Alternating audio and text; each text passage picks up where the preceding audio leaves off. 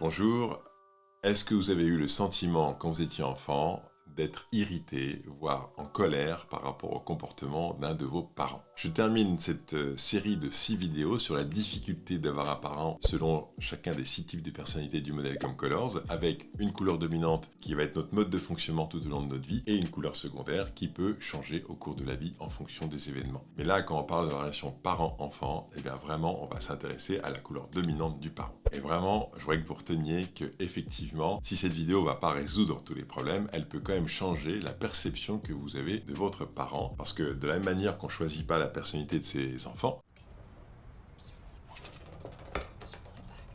on ne choisit pas la personnalité de ses parents. Et donc du coup, là vous allez avoir des clés pour comprendre pourquoi votre parent de type violet se comporte comme il se comporte.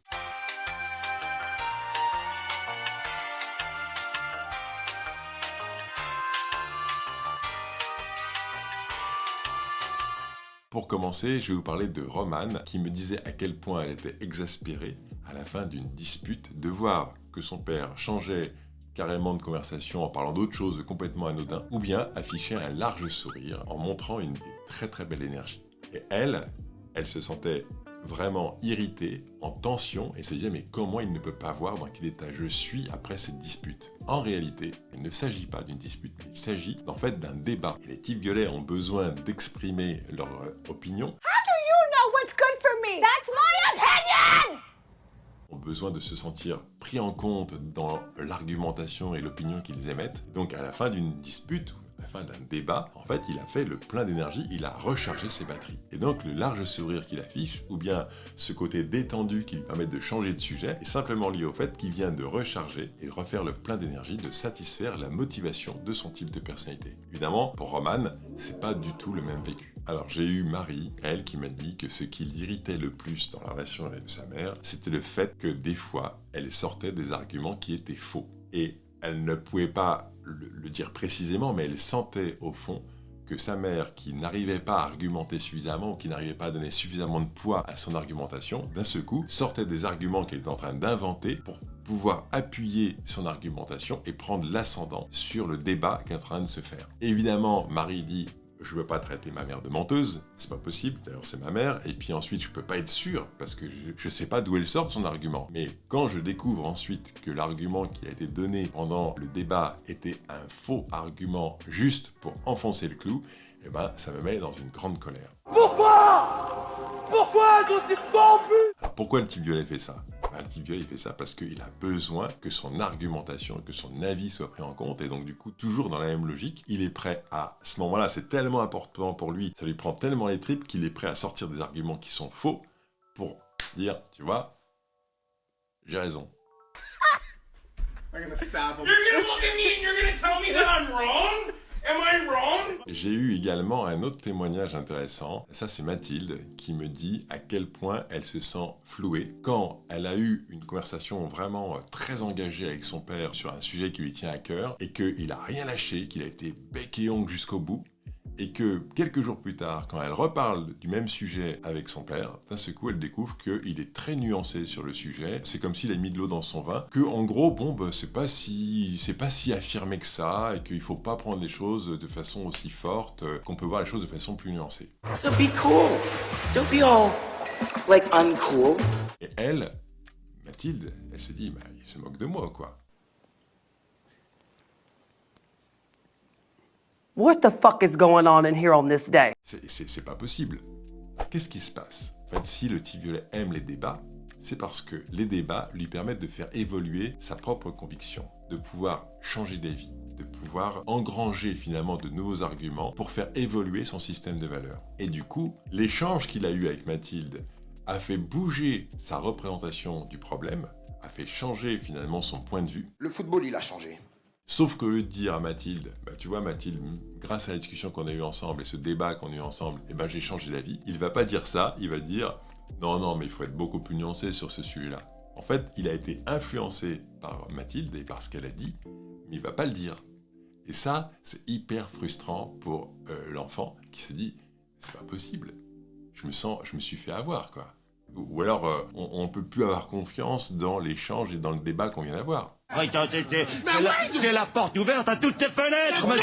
Alors, je vais vous parler d'Anaïs qui, elle, me dit, en fait, ce qui est difficile pour moi avec un parent anti-violet, c'est que je me sens pas écouté. Quand je parle d'un problème, quand j'arrive avec une difficulté et que j'ai simplement envie d'en parler avec ma mère, eh bien, en fait, je suis assommé de conseils sur ce que je devrais faire, sur comment il faudrait que je le fasse, mais à aucun moment je me sens écouté. Et c'est une grande frustration pour moi.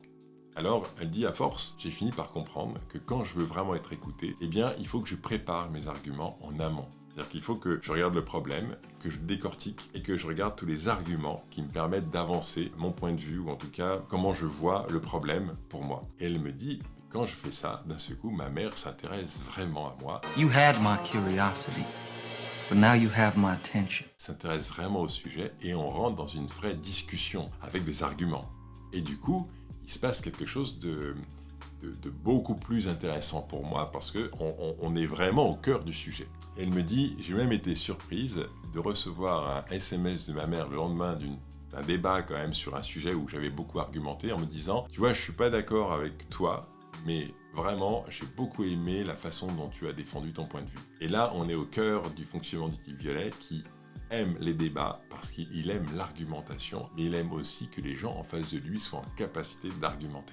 Donc Anaïs a trouvé une solution pour pouvoir parler, pour pouvoir être écoutée, mais du coup elle me disait quand même, c'est pas comme ça que je préférais que les choses se passent. Je préfère avoir une écoute bienveillante, simple, et que j'ai pas besoin de construire tous ces arguments pour pouvoir échanger avec ma mère. Allez, je termine avec Mathias qui lui me dit, en fait ce qui est difficile avec mon père, c'est qu'il vient me chercher. J'ai l'impression qu'il vient me chercher pour me lancer des débats. C'est-à-dire que je suis bien tranquille, et à ce coup, il vient me poser des questions, et j'ai compris que quand il me pose ces questions, c'est pour pouvoir ensuite enclencher un débat et m'embarquer dans une dispute. Pour mon père, c'est pas une dispute, mais moi, je le vis comme ça. Comme Mathias, il connaît l'issue de ce débat, c'est-à-dire qu'à la fin, son père va avoir un large sourire, il va être très content, et lui, il va être démoli.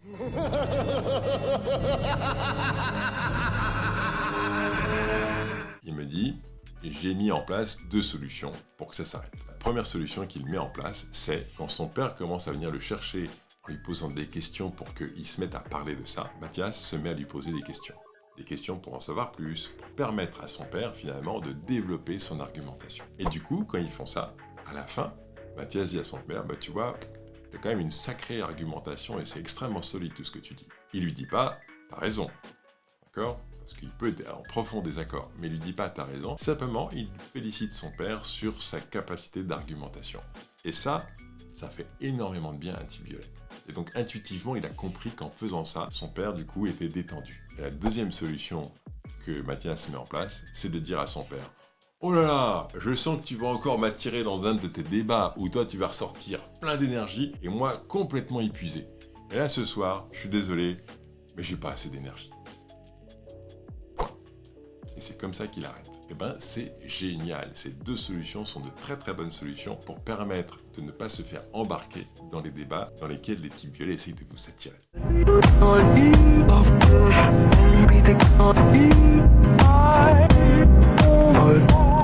Voilà, j'ai donné pas mal d'exemples. J'espère que ça vous aura aidé à vous reconnaître ou à reconnaître un de vos parents. Donc si vous êtes vous-même parent, et que vous êtes vraiment reconnu dans ce que je viens de faire, vous pouvez proposer à vos enfants de regarder cette vidéo parce que ça permettra à vos enfants de comprendre la dynamique. Que quand vous vous lancez dans des débats, d'abord ce ne sont pas des disputes. Et la deuxième chose, c'est qu'en fait vous faites ce sourire que vous affichez, cette énergie que vous avez à la fin de ce débat, c'est juste parce que vous avez rechargé vos batteries.